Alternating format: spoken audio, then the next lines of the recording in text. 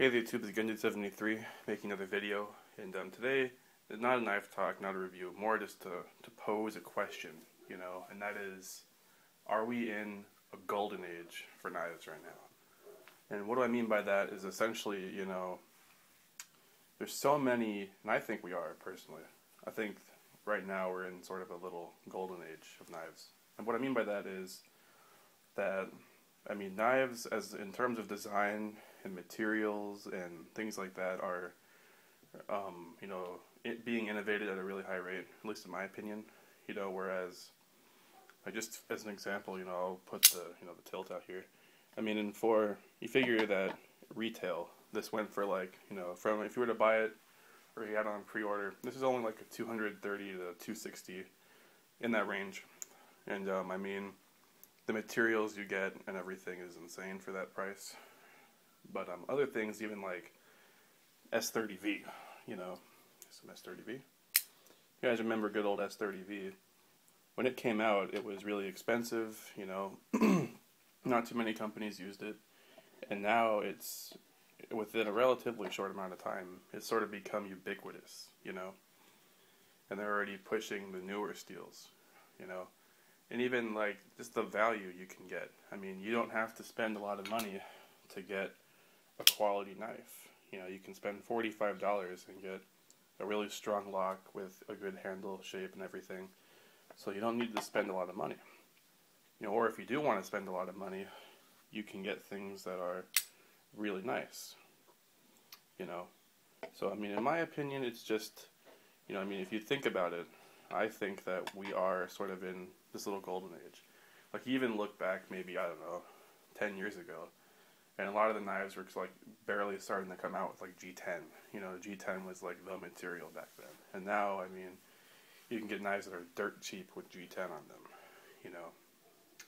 And even just how you have other designs of knives and stuff where you can get a well-designed knife, at a decent price. Whatever. An example of that would be, the ZTO 550. This knife is solid, and for only $200 brand new. And then there's also, this is only the production side. The whole other side of the coin is the whole custom side, There's so many, custom knife makers out there, pushing the envelope in terms of design and whatnot, and making knives that are beautifully functional, an example of that, in my opinion, would be, from my video I did, Ray Lacanico, his knives are pretty, just almost Sebenza-like in terms of their simplicity, but just very understated, but they're still, have that, that look, that very clean, elegant look, and they're still going to cut very well, so just what you can get, what the market can bring to bear is really insane. Anything from solid, cheap knives, like the Voyager, to higher end knives, to customs and everything. Really, it's just really good, in my opinion, how everything is right now.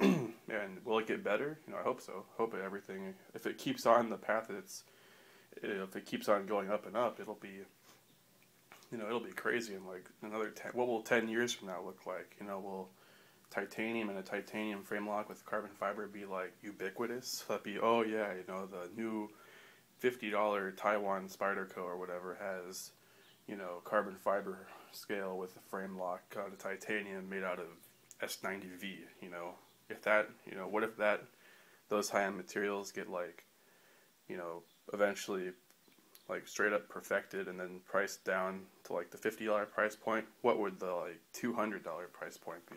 It'd be crazy. So food for thought, I suppose. So take it easy, guys. If you feel free to share your opinion too, and I'll see you in the next video.